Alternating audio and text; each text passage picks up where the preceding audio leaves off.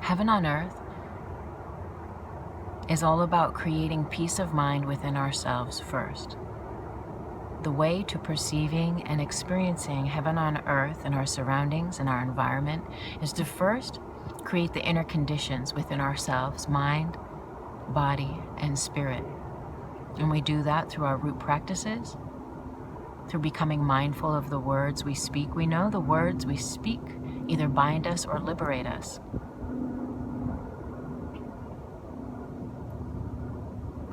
And when we really seek change, when we really seek peace, we realize, oh, I got to start thinking and speaking in kinder, nicer ways over myself.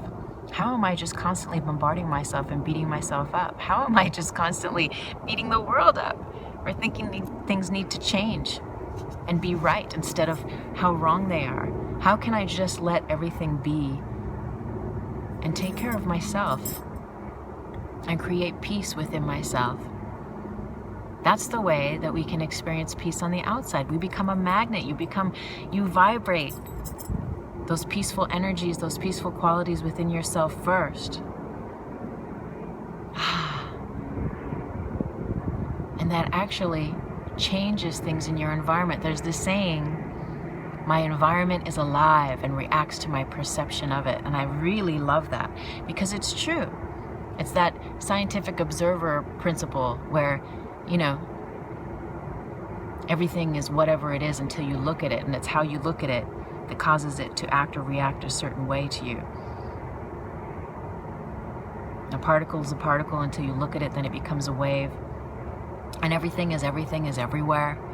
And it only becomes locked down in one place when you look at it as being that so. But when I look away, that rock could be floating, it could be hovering. And when I look at it, it's like, nope, there it is on the floor, but in a different dimension. Oh, and that brings me to parallel dimensions, which I love. This is because we spend so much time focusing on the fear, focusing on the old thoughts, on the old ways we've always done things. And when we start to reinvent how we can do things in our lives and think about things in our lives and change our minds about things in our lives, you better get ready, because those old caked and baked in structures and ways of thinking and of being in your life will have to change in accord to meet it, to meet your new thoughts. And I think that's where sometimes this stuff gets a little tricky and becomes very challenging, and we stop at a certain point because you start to do the work and you realize, like, oh my gosh, I've been thinking all these thoughts and it feels so much better. I feel so much more at ease in thinking peaceful thoughts and in cultivating the ability to just harness peace and relax into peace. And all the parts of us that love fear and that love anxiety and that are connected and just patterned and as a habit connected to having stressful responses and reactions in the world, those become challenged. And so there is a dance and there's layers of it, but what you realize as you become more awake and more alive in the light, in the love, is that it is a conscious choice. And as you begin to realize what one feels like versus the other, you can choose consciously where you want to be at.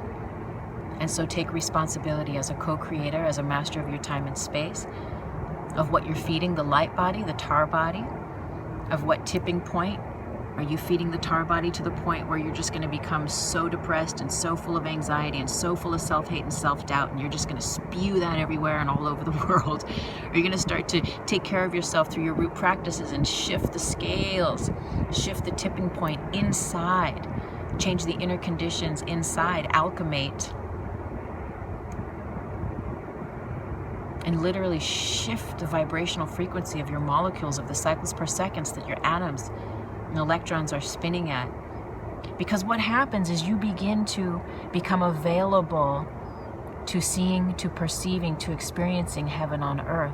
And the parallel dimension you exist within as you experience heaven on earth can be right next to a dimension where someone is experiencing anguish, fear, despair, and strife.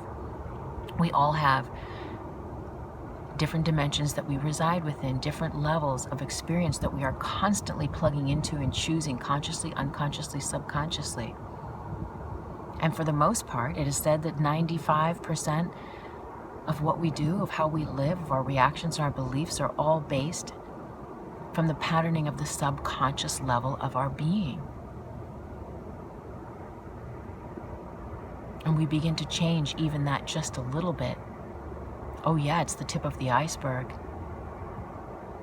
And we say, man, this is so painful to feel all this stuff, to go through all this healing, to cry, to journal, to heal, to go to the mountain, and whatever you need to do as your root practice, as your work.